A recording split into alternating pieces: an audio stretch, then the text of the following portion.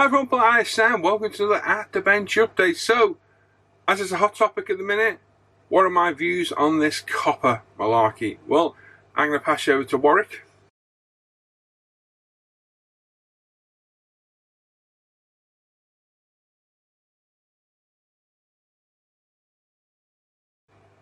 And there you go, me and Warwick share the same views. This copper thing, I am sick to death of hearing about it, seeing all the videos on it, and the posts, the scaremongering, the worrying. There's three choices with this. You either stop making videos and put them on YouTube, you mark your videos as not suitable for children, or you mark them as suitable for children and deal with each one as needs doing. It's as simple as that.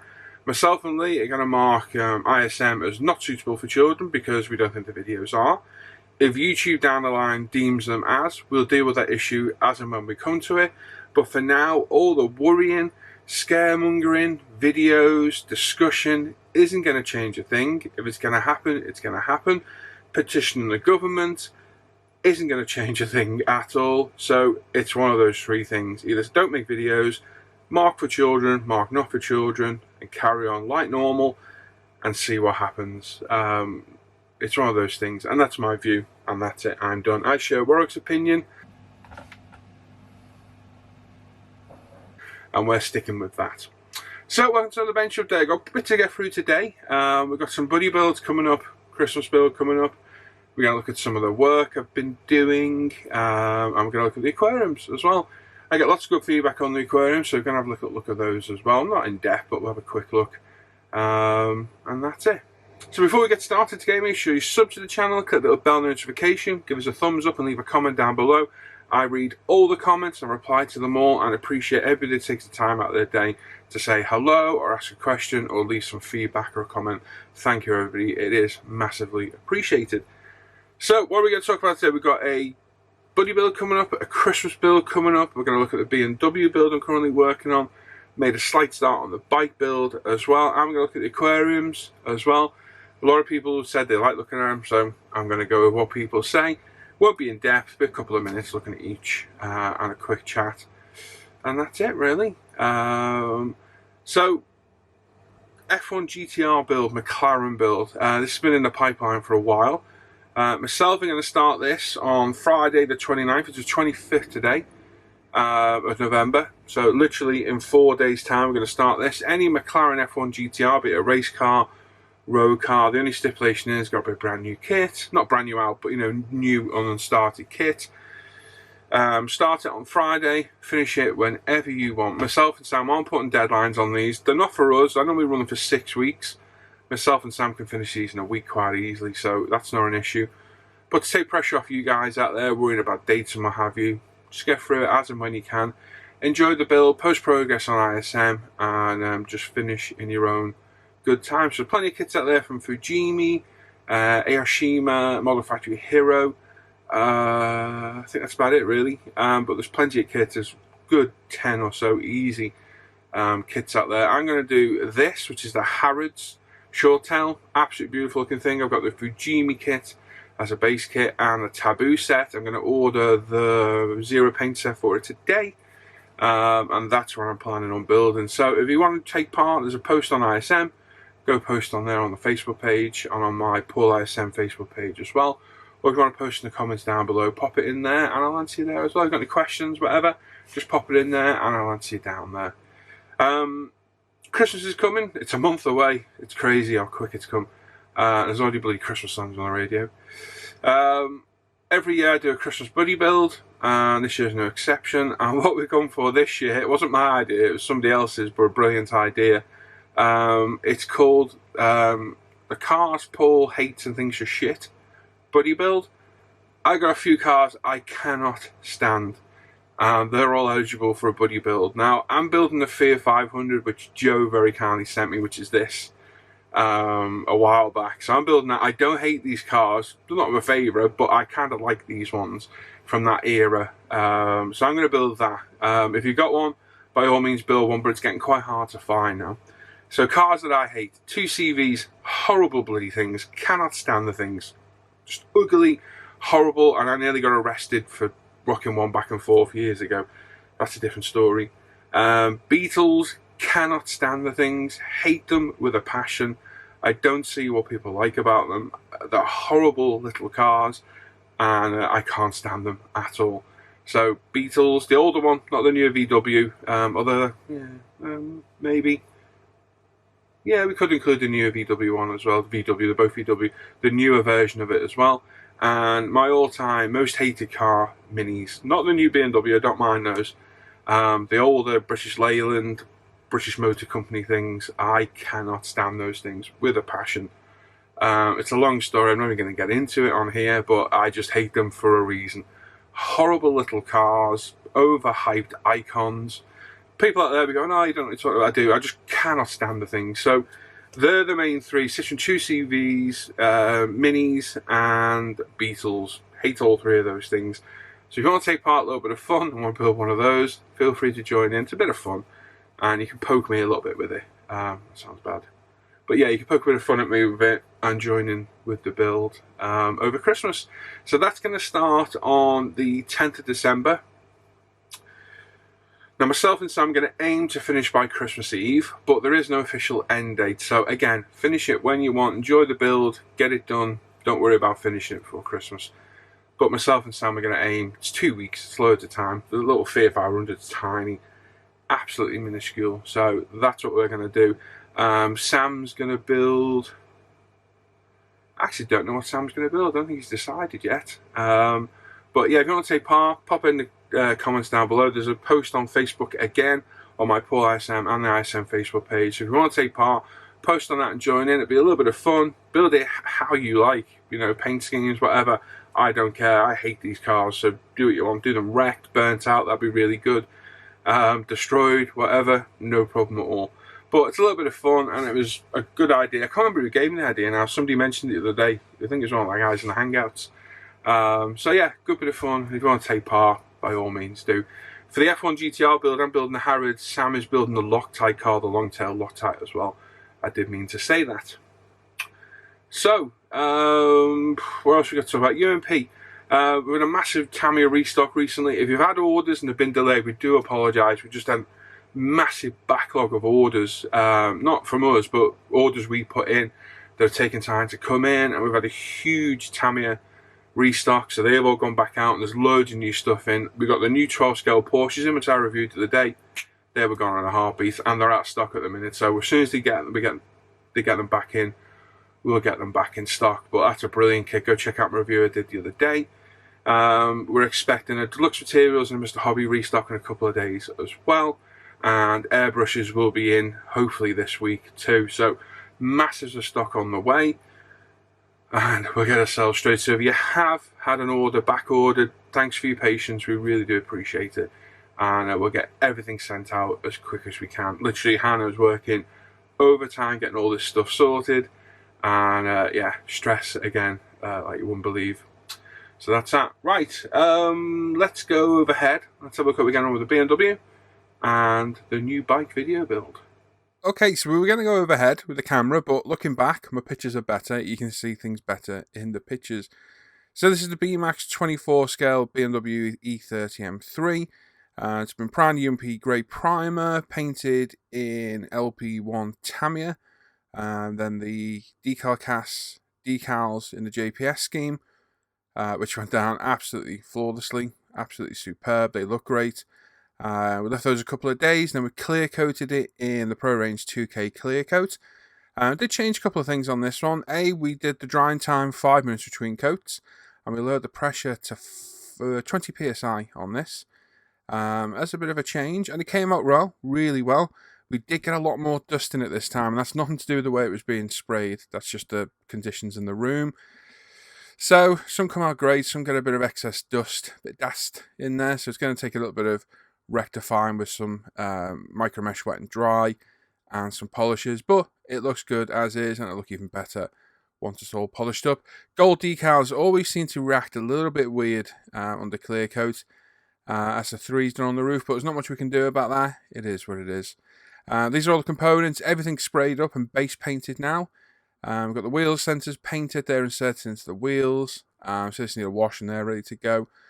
Chassis, interior tub, running gear, exhaust, interior, roll cage is all done. So we're going to let the 2K cure for a few more days. It's been 5 days so far. I'll probably leave it another day or so. And then we've got to detail paint all the interior parts. We've got some PE to pop on. And that's it. We can assemble all and get it finished. So really excited to get this one done. And those scale production rims look really good. The BBS wheels look superb. And again, look very nice on this thing when it's all done. So yeah, love this kit, love this car, and it's progressing well. But I'm just picking away at it, picking at this, and then going back to the bike, which I'm going to show you now. But this will be done very soon for the GTR build. So this is the Repsol Honda. I've de-sprued all the parts. They've been put into their appropriate places in the sorting box, which I've covered in the video. We'll go through all that in the video. All our screws in a little box to the right. We've got our decals there.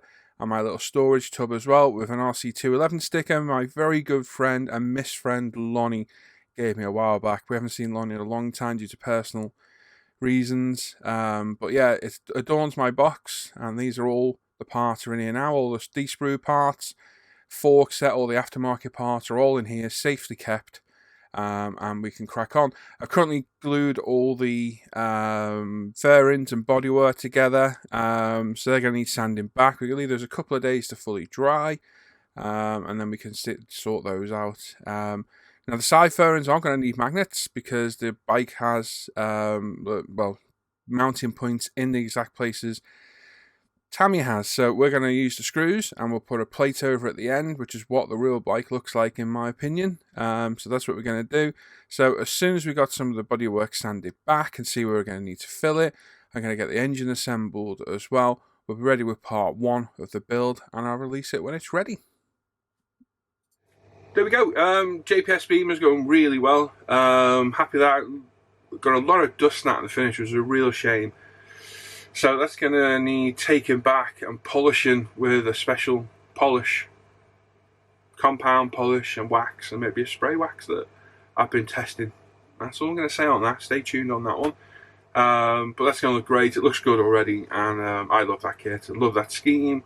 So it's very, very cool. I do like that. All the running gear is ready to go. So a few more days work, and we'll get that done for Friday for the start of the F1 build. That's the plan anyway.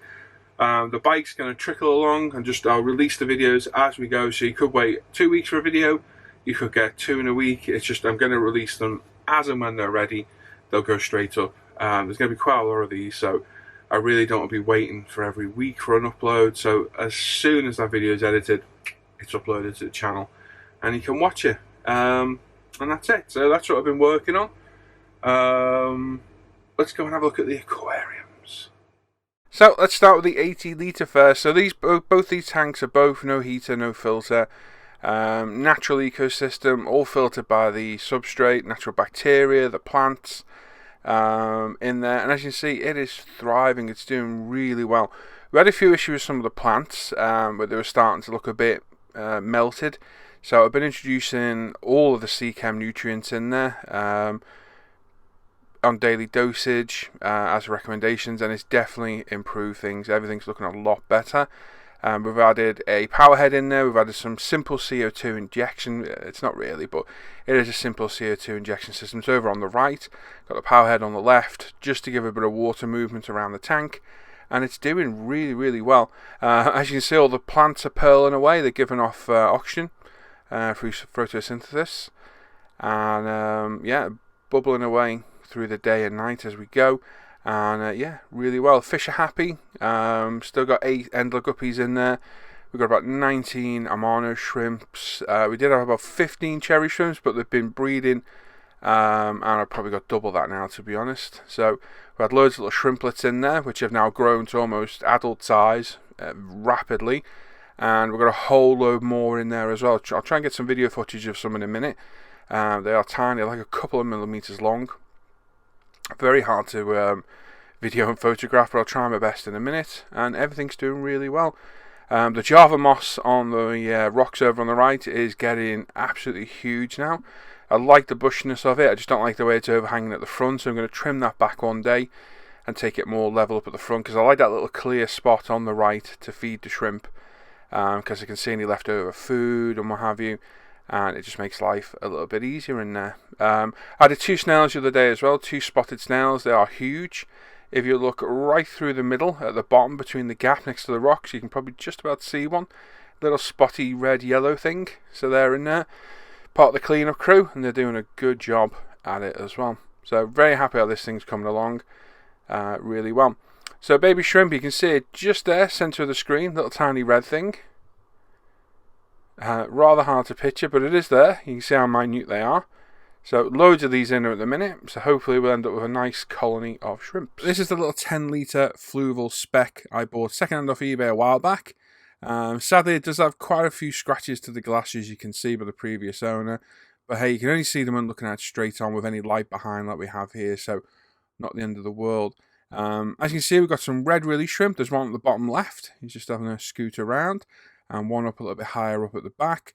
We've got a couple of Amano shrimp in there, and I've added some yellow Neocaridina cherry shrimp in there as well. So 20 Neocaridina shrimp, 10 yellow, 10 red willies, and a couple of Amanos. The Amanos are a bit big and a bit more of an algae eater, so they're a bit better for the cleanup.